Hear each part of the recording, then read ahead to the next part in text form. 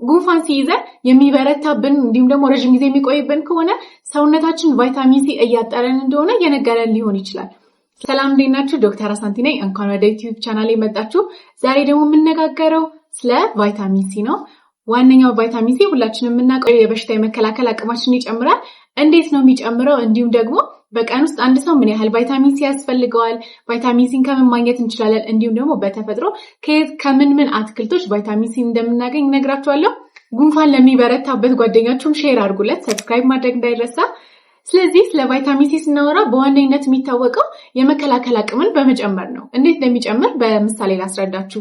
አንድ ከተማ ጦርነት ላይ ወይም ደግሞ ወራሪ ከመጣበት በዋነኝነት ወታደሮቹን ጤናማ፣ ጠንካራ እንዲሆኑ እንዲሁም ደግሞ በብዛት መጨመር ነው አይደል? ቫይታሚን ሲ የሚያደርግልን እንደዛው ነው። ሰውነታችን ውስጥ ያሉት ወታደሮች ደግሞ ነጭ የደም ሴሎች ናቸው። ስለዚህ ቫይታሚን ሲ በመጀመሪያ እነዚህ ነጭ የደም ሴሎች እንዲበዙ ያደርግልናል።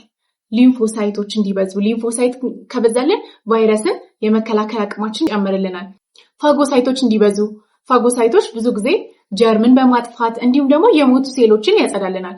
እንዲሁም ደግሞ እንዲጠነክሩ፣ እነዛ ወታደሮች እንዳይጎዱ ያደርጋል። እነዚህ ወታደሮች የሚጎዱት ፍሪ ራዲካል የሚባሉ ሰውነታችን ከቫይረሶች ከባክቴሪያ ጋር ወይም ደግሞ በራሱ ብዙ ፕሮሰሶችን ሲያደርግ የሚያስወጣው ሰውነታችን ተረፈ ምርቶች ናቸው።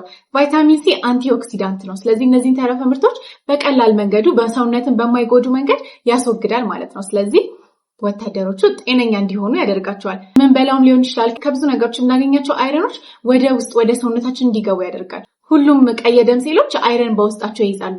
ስለዚህ ጤነኛ የሆኑ ቀይ የደም ሴሎችን ማምረት እንችላለን። አንቲ ኢንፍላማቶሪ ነው። አንቲ ኢንፍላማቶሪ ማለት ኢንፍላሜሽን ወይም ብግነት የምንለው ነገር አንዳንዴ የበሽታ የመከላከል አቅማችንን አንድን ቫይረስ ወይም አንድን ባክቴሪያ ለማጥፋት ሲል ከመጠን በላይ የተጋነነ ምላሽ ይሰጣል። ስለዚህ ይሄ ምላሽ እንዳያበዛው ያረጋጋዋል ማለት ነው። ሳምባና የመተንፈሻ አካላቶች ላይ የሚከሰቱ በሽታዎችን ክብደታቸውን እንዲሁም ደግሞ የሚቆዩበትን ጊዜ ይቀንስልናል። ጉንፋን ሲይዘን የሚበረታብን እንዲሁም ደግሞ ረጅም ጊዜ የሚቆይብን ከሆነ ሰውነታችን ቫይታሚን ሲ እያጠረን እንደሆነ የነገረን ሊሆን ይችላል።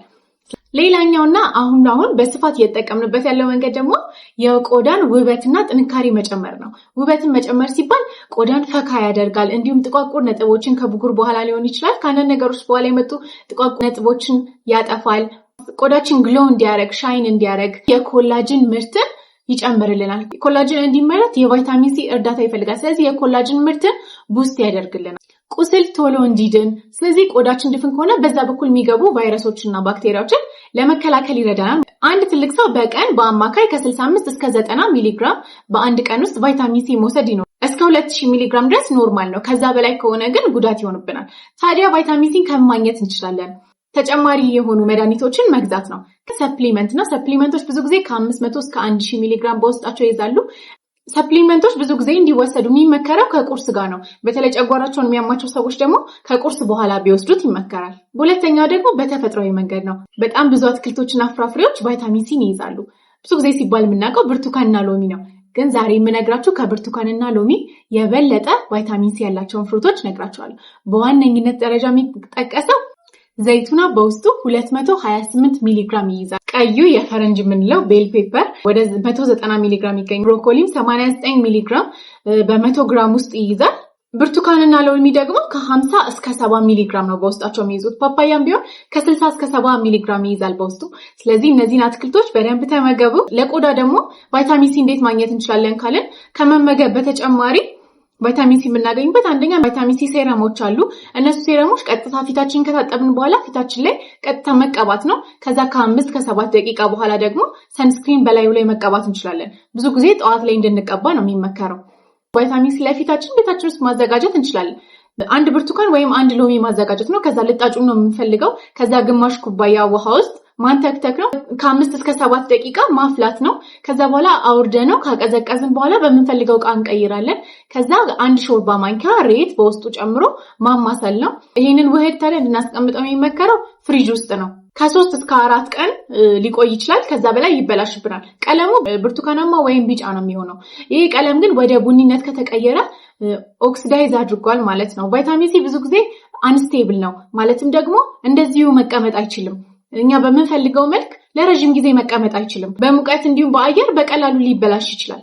ስለዚህ ፀሐይ የማያገኘው ቦታ ወይም ጠቆር ባለ ዕቃ ማስቀመጥ። ቫይታሚን ሲ ፊታችን ላይ የምንጠቀም ከሆነ በአንድ ላይ አቡል ጋር ወይም ትሪቶኒን ወይ ከሬቲኖል ጋር ወይም ደግሞ ለብጉር የሚሰጡ ቤንዞይል ፔሮክሳይዶች ጋር አንድ ላይ መጠቀም የለብንም። ጥያቄ ካላችሁ ኮሜንት ላይ ጻፉልኝ። ሰብስክራይብ ማድረግ እንዳትረሱ። ሰላም ሁኑልኝ። ሀበ ጉዴ ባይ